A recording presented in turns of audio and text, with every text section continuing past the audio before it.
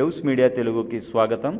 అన్నమయ్య జిల్లా మదనపల్లి మున్సిపాలిటీ 20వ వార్డులో మెడికల్ కళాశాల పీపీపీ విధానాన్ని వ్యతిరేకంగా కోటి సంతకాల రచ్చబండ కార్యక్రమం నిర్వహించారు. ఈ కార్యక్రమానికి మదనపల్లి వైసీపీ సమన్వయకర్త నిసార్ అహ్మద్, పరిశీలకులు అనూషారెడ్డి ముఖ్య అతిథులుగా విచ్చేశారు. కార్యక్రమానికి ప్రజల నుండి అనూహ్య మద్దతు లభించింది. ప్రజలు స్వచ్ఛందంగా ముందుకు వచ్చి సంతకాలు చేసి మెడికల్ కాలేజీ ప్రైవేటీకరణను వ్యతిరేకించారు. సందర్భంగా నిసార్ అహ్మద్ మాట్లాడుతూ మదనపల్లె పట్టణం త్యాగరాజు వీధిలో ఉన్న గ్రంథాలయం ప్రజలకు ఎంతో ఉపయోగపడేదని అన్నారు. దశాబ్దాలుగా ఉన్న గ్రంథాలయం కూటమి ప్రభుత్వం వచ్చిన తరువాత అర్ధాంతరంగా మూసివేయటం జరిగిందని అన్నారు.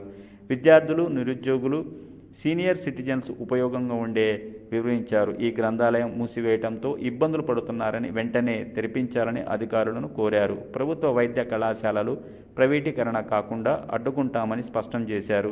కూటమి ప్రభుత్వం పీపీపీ విధానాన్ని వ్యతిరేకంగా ప్రజల నుండి అనూహ్య రీతిలో స్పందన వస్తుందని, ఇది చూసి వైద్య కళాశాల ప్రైవేటీకరణ చర్యలు విరమించుకోవాలని ప్రభుత్వాన్ని నిసార్ అహ్మద్ డిమాండ్ చేశారు.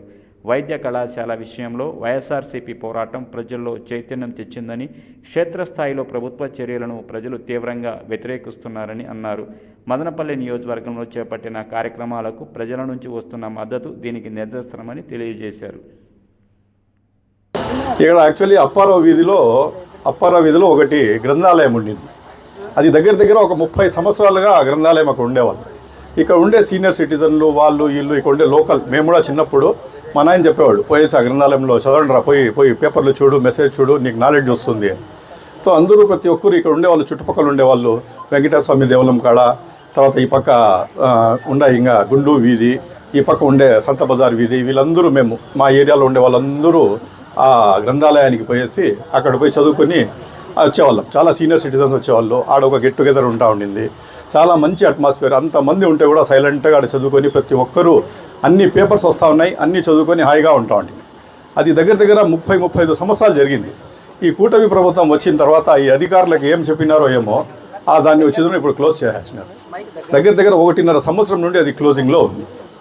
అది ఎందుకు ఈ వీళ్ళు వచ్చి ఉద్యోగస్తులు కానీ ఇక్కడ ఉండే ప్రభుత్వ ఉద్యోగులు దాన్ని ఎందుకు క్లోజ్ చేస్తూ ఉన్నారో మనకు అర్థం కాలేదు. కాబట్టి నేను ఒకటే చెప్తున్నా ప్రభుత్వ ఉద్యోగులకు, అది 10 మందికి మొన్న కూడా ఏదో గ్రంథాలయాల వార్షికోత్సవాలు ఏమేమో జరిగినాయి. ఈరోజు గవర్నమెంట్ వాటిని ఎంకరేజ్ చేస్తూ ఉంది. అట్లాంటిది పోయి ఉండేది కూడా మీరు 30 సంవత్సరాలు ఉండేది దాన్ని క్లోజ్ చేయడం చాలా దౌర్భాగ్యం. కాబట్టి ఖచ్చితంగా మున్సిపల్ ఆఫీసర్లు, మున్సిపల్ ఉద్యోగులు ఖచ్చితంగా దాన్ని రీఓపెన్ చేపించేసి ఇక ఉండే లోకల్ ప్రజలు ఎవరు ఉన్నారో వాళ్ళందరికీ మేలు చేస్తారని చెప్పి ఆశిస్తా ఉన్నాను.